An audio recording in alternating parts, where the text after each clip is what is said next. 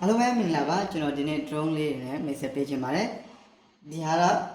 hexacopter drone ဖြစ်ပါတယ်ဒီဟာတော့ quad ဖြစ်ပါတယ်ပြီးတော့ဒီဟာကျတော့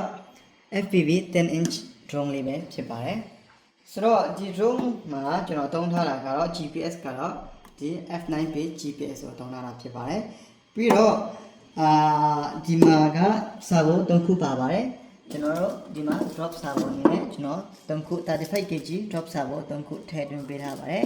ပြီးတော့ဒီကျိုးတွေကကြတော့ကင်မရာကျိုးလေးတွေပဲဖြစ်ပါတယ်ဆိုတော့ကင်မရာကတော့ဒီမှာရှိတဲ့ ZR10 ကင်မရာလေးပဲဖြစ်ပါတယ်ဆိုတော့ဒီဟာလေးကိုကျွန်တော်တိုက်ချိတ်ဆက်ပေးလို့ရပါတယ်ပြီးတော့နောက်တစ်ခုကျတော့ဒီမှာ FPV drone ကတော့လောလောဆယ်တော့ battery တော့မပါဘူးပေါ့နော်ဆိုတော့သူကတော့10 inch FPV drone လေးပဲဖြစ်ပါတယ်ဒါကတော့သူ့ရဲ့ကင်မရာလေးပြီးတော့ဒါ10 inch propeller tri blade propeller လေးပဲဖြစ်ပါတယ်ပြီးတော့ဒီဟာကျတော့ဒီမှာချိတ်ဆက်မဲ့ remote controller လေးပဲဖြစ်ပါတယ်သူကတော့ radio master boxer လေးပဲဖြစ်ပါတယ်ပြီးတော့နောက်တစ်ခု message ချင်တာကတော့ဒီ hexacopter drone လေးပဲဖြစ်ပါတယ်ဆိုတော့ဟိုဘက်က hexacopter လေးကတော့ကျွန်တော်တို့F9P GPS နှစ်ခုသုံးထားတယ်ပြီးတော့နောက်တစ်ခုကျတော့ဒီဟာကျတော့ Hey4 GPS နဲ့ Neo 3 Pro GPS နှလုံးသုံးထားတာဖြစ်ပါတယ်ပြီးတော့အခုဒီ drone မှာအသာချက်ကတော့ frequency နှစ်ခုနဲ့အလုပ်လုပ်ထားတာဖြစ်ပါတယ်တစ်ခုကတော့ 5.8 GHz frequency နဲ့နောက်တစ်ခုကတော့ 2.4 GHz frequency antenna လေးပဲဖြစ်ပါတယ်ဆိုတော့ဒီ frequency ကိုသုံးနိုင်ဖို့ဆိုရင်တော့ကျွန်တော်တို့ဒီUni RC7 Pro remote controller လေးပဲဖြစ်ပါတယ်ဒီ Uni RC7 Pro ကိုကြတော့ဒီမှာကတော့ဒီနှစ်ခုကြတော့ 5.8 GHz frequency ဖြစ်ပြီးတော့ဒီမှာပါတဲ့ဟာကတော့2.4 GHz frequency လေးပဲဖြစ်ပါတယ်ဆိုတော့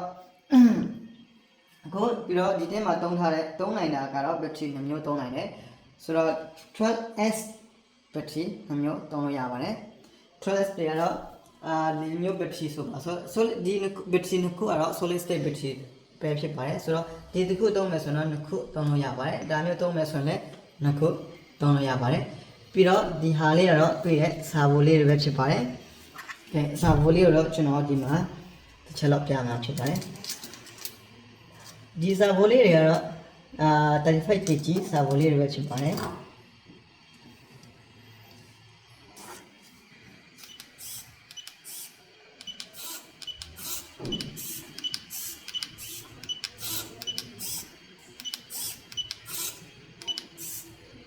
Okay ပြီးတော့ဒီမှာဟိုဘက်က remote controller ကတော့ကျွန်တော် MK32 remote controller သုံးထားပါတယ်ပြီးတော့ဒီဟာလေးလည်း remote controller ကတော့ MK32 remote controller solid state battery ZR10 camera ပြီးတော့ဒီဟာကျတော့ကျွန်တော် Uni RC7 Pro remote controller solid state battery ပြီးတော့ကင်မရာလေးကတော့A8 mini camera လေးပဲဖြစ်ပါတယ်အားလုံးကျေးဇူးတင်ပါတယ်